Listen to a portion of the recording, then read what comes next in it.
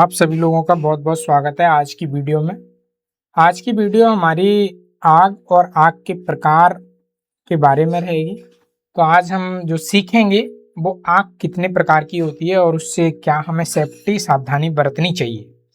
देखिए, इंजीनियरिंग में चाहे वो मैकेनिकल हो, चाहे इलेक्ट्रिकल हो, चाहे वो इलेक्ट्रॉनिक्स हो या कोई भी हो, आग को हर एक इंजीनियरिंग में पढ़ाया जाता है और पढ़ाने के साथ साथ उस पे एमसीक्यू जो बनाए जाते हैं गवर्नमेंट एग्जाम में, वो बहुत ही इम्पोर्टेंट बनाए जाते हैं। तो आग को भी हमको बहुत ही इम्पोर्टेंट टॉपिक समझना चाहिए।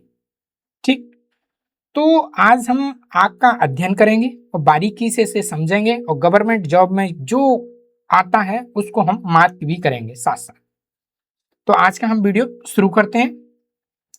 सबसे पहले आपको आग को कुछ इस तरह से समझना होगा कि आग को हमको जलाना है। आग हमको जलाना है तो आग के लिए हमें क्या क्या की जरूरत की आवश्यकता होगी, मतलब आग जलाने के लिए क्या क्या चीजों की आवश्यकता होगी। ठीक है, तो हमको सबसे पहले ये चीज समझनी पड़ेगी कि आग को जलाने के लिए सबसे पहले तो आपको फ्यूल चाहिए, ईंधन चाहिए। क्योंकि जब ईंधन होगा तभी तो आग प्रज्वलित होगी, जलेगी, जलना शुरू होगी, आग का मतलब उत्पन्न होगी, आग उत्पन्न होगी। पहले तो ईंधन होना चाहिए। ईंधन होने के बाद में फिर वहां पे आपको ऑक्सीजन होना चाहिए। ऑक्सीजन अगर नहीं होगी तो आग नहीं जलेगी। सिंपल सा एक मेथड है। ठीक है, अब आती है हीट। हीट का होना बहुत जरूरी है। जब तक वहां पे हीट नहीं होगी तो आग नहीं बनेगी, आग नहीं जलेगी। ठीक है, तो ये हमको ध्यान में रखना है कि आग जलने के लिए किन किन चीजों की आवश्यकता होती है। तो आप यहाँ पे देख सकते हैं, ये चित्र में जो दिखाया गया है कि आग जलने के लिए सबसे पहले तो आपको फ्यूल की जरूरत है। देखिए फ्यूल लिखा हुआ है, ये फ्यूल की जरूरत है। फिर आप ऑक्सीजन की जरूरत है। ये चित्र में आपको ऑक्सीजन दिखाया गया है। ऑक्सीजन के बाद में आपको हीट दिखाया गया है। तो ये तीनों चीजें जरूरी हैं आग को जलाने के लिए। क्लियर? सबसे पहले हमको ये समझना है कि आग के लिए हमको कौन कौन सी चीजों की जरूरत है। पहले तो ईंधन हो गया जिसको हम फ्यूल बोलते हैं, हीट हो गया, उसके बाद में ऑक्सीजन हो गया, तब जाके कहीं हमारे को आग प्राप्त होगी। आप सभी लोगों ने देखा होगा, न्यूज में हमको देखने को मिलता है कि जब मार्च का महीना होता है, अप्रैल का महीना होता है, तो मार्च और अप्रैल महीने में इस तरह की हमको न्यूज देखने को मिलती हैं कि गेहूं के खेत में आग लग गई, वहां आग लग गई, बांस के खेतों में आग लग गई, है ना। ऑटोमेटिक कहीं ईंधन रखा हुआ है, चाहे वो सॉलिड अवस्था में हो या लिक्विड अवस्था में हो या गैसीय अवस्था में हो, ऑटोमेटिक आग लग जाती है ना। जहाँ पे हम लोग कचरा डंप करते हैं वहां पे भी हम लोग कभी कभी आग को देखते हैं कि ऑटोमेटिक आग लग गई।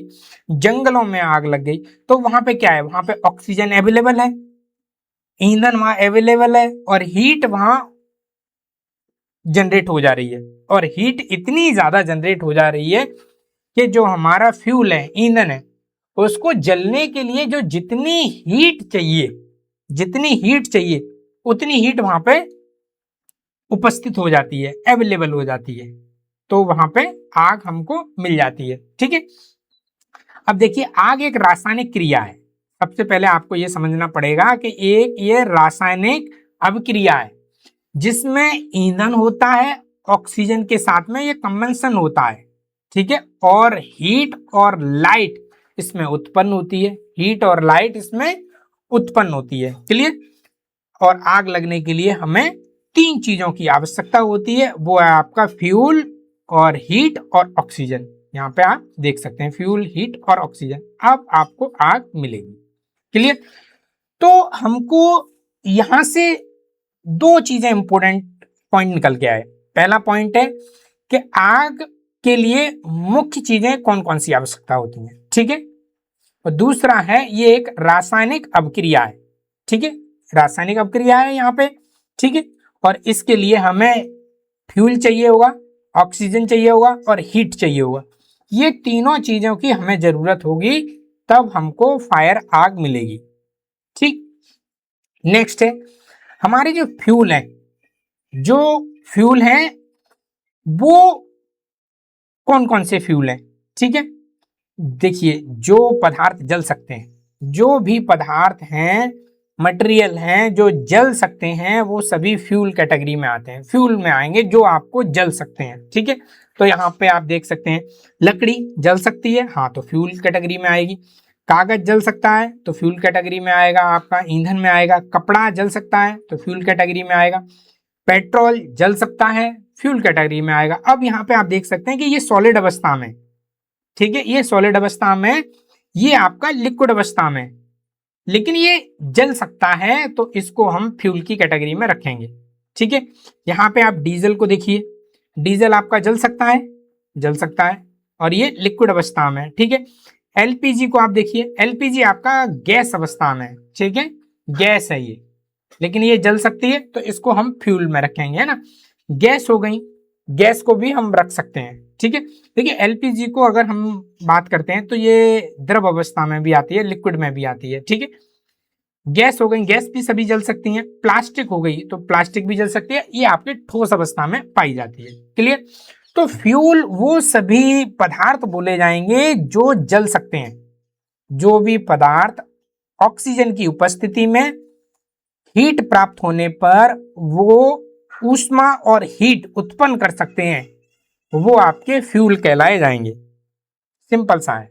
ठीक है, तो फ्यूल को आप ऐसा समझिए कि जो पदार्थ जल सकते हैं, जो पदार्थ जल सकते हैं उसे हम फ्यूल कहते हैं। नेक्स्ट है आपका हीट। अब हीट क्या है कि फ्यूल को क्या करेगा, ये फ्यूल को उस टेम्परेचर तक पहुंचाएगा जहां पे उसको जलना शुरू होगा, है ना। तो फ्यूल को ये उस टेम्परेचर तक पहुंचाने का कार्य करता है जहां पे ये लोग जलते हैं।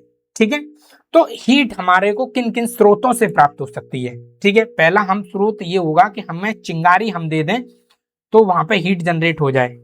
ठीक है, चिंगारी अगर हमने दिया और हीट वहां पे उत्पन्न हुआ तो वहां पे आग जल सकती है, या हम फ्लेम दे सकते हैं, आग ले जाके हम लगा सकते हैं जो आपका ईंधन है उसमें। ठीक है, या हम हॉट सरफेस दे दें, कोई हमारे को गर्म सरफेस है वो हम अगर दे दें तो वहां पे भी आग जल सकती है। देखिए हॉट सरफेस है, कोई भी आपका हॉट सरफेस है और वहां पे आप फ्यूल को अगर डालेंगे तो वहां पे आग जल जाएगी। क्लियर, इलेक्ट्रिकल शॉर्ट सर्किट हो रहा है, ठीक है, वहां पे चिंगारी बनेगी, इलेक्ट्रिकल शॉर्ट सर्किट हो रहा है, हीट बनेगी, हीट बनने के बाद में चिंगारी उत्पन्न होगी और चिंगारी से क्या होगा, आग जल जाएगी, तो वहां से भी हीट हमको मिल सकती है ना। फ्रिक्शन हो गया, फ्रिक्शन जहां जनरेट होगा वहां पे भी हीट उत्पन्न होगी और हीट उत्पन्न होगी तो चिंगारियां बनेंगी और चिंगारियां बनेंगी तो आग वहां पे जल सकती है। ठीक है, तो यहाँ पे सिर्फ और सिर्फ ये है कि हमको अगर आग जलाना है तो हमको हीट किन किन माध्यमों से दी जाती है। ठीक है, पहला तो आपका हो गया चिंगारी हो गया, फ्लेम हो गया, हॉट सरफेस हो गया, इलेक्ट्रिकल शॉर्ट सर्किट हो गए आपके, और फ्रिक्शन हो गए। इन सभी से आपको हीट मिलेगी और हीट मिलने से क्या होगा कि चिंगारी मिल जाएगी और चिंगारी से स्पार्क जो मिलेगा उससे आपकी आग जल जाएगी। तो यहाँ पे आप हीट कैसे दे सकते हैं, ये आपका कॉन्सेप्ट था कि आपको जब आग जलाना है तो हीट आप किन किन माध्यमों से दे सकते हैं। नेक्स्ट है आपका ऑक्सीजन। ऑक्सीजन का क्या है, जब किसी फ्यूल का कंबंशन होता है तो वहां पे ऑक्सीजन की जरूरत होती है। आपने इसको पढ़ा होगा, इस चित्र को आप देखिए कि ये चित्र आपने पढ़ा होगा। देखिए यहाँ पे जो आग जल रही है, ठीक है, आग जल रही है और यहाँ पे ये O2 दिखाया गया है, ये O2 के पार्टिकल्स हैं, इसको ये आ रहे हैं और ये जल रहे हैं। ठीक है, तो O2 की यहाँ पे उपस्थिति है, आग जल रही है। यहाँ देखिए O2 अब कम होते हुए जा रहे हैं क्योंकि यहाँ पे जार को बंद कर रखा है, जार को बंद कर रखा है, तो यहाँ पे जितनी भी ऑक्सीजन थी वो जल चुकी है और कुछ ऑक्सीजन रह गई है, उसके माध्यम से ये अभी कंटिन्यू और जलने का प्रयास कर रही है। ठीक है, यहाँ पे ऑक्सीजन खत्म हो गई है, खत्म हो जाने के बाद यहाँ पे जो फ्लेम है बंद हो गई, आग बंद हो गई। तो कंबशन रखने के लिए ऑक्सीजन की आवश्यकता है, मतलब आग को कंटिन्यू रखने के लिए।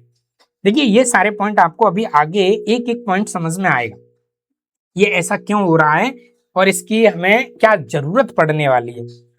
तो ऑक्सीजन की जो हमें नीड है वो नीड इसीलिए है कि कंटिन्यू आग हमारी जलती रहे, कंटिन्यू हमारी आग का जलना प्रारंभ हो। तो कंबसन के लिए ऑक्सीजन की जरूरी है, बहुत ज्यादा जरूरी है, तभी आग जलती रहेगी। क्लियर। नेक्स्ट है हमारा आग के प्रकार। अगर हम आग के प्रकार की अगर बात करें, क्लासेस ऑफ फायर, ठीक है। तो देखिए आग को सिंपल सा है कि फ्यूल के आधार पर वर्गीकरण किया गया है।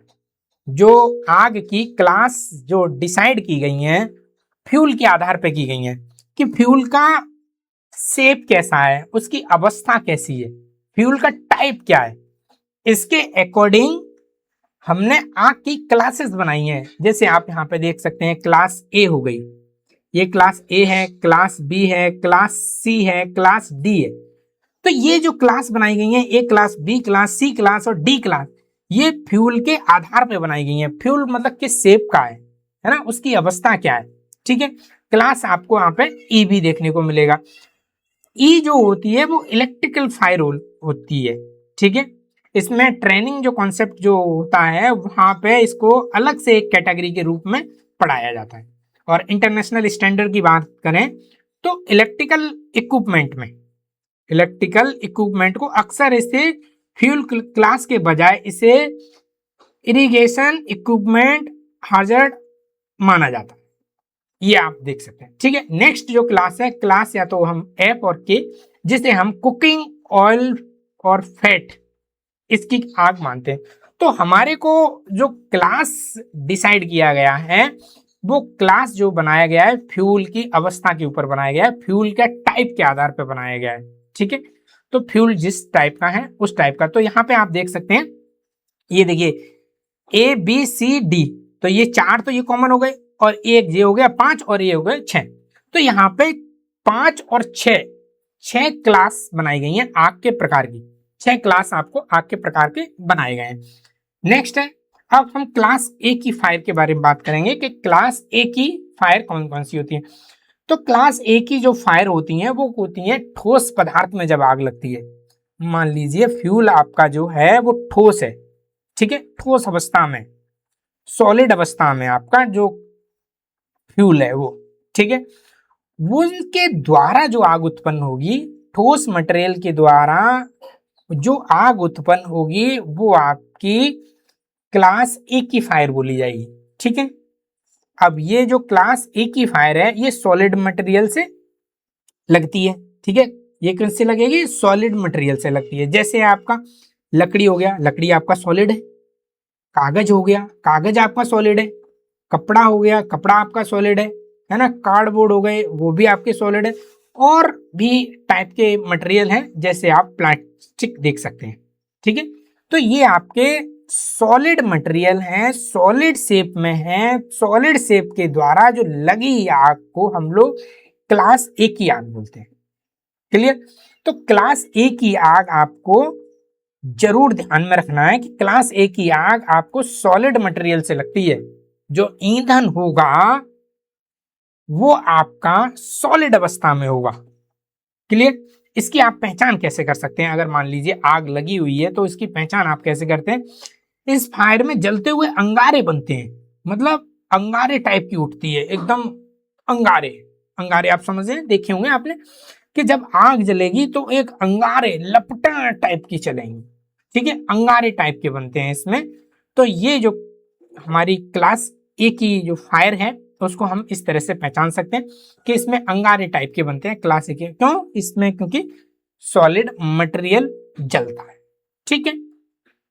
नेक्स्ट हम क्लास की अगर बात करें तो हमारी क्लास बी है, क्लास बी की फायर। इसमें क्या होता है, इसमें ज्वलनशील जो पदार्थ होता है वो द्रव अवस्था में होता है।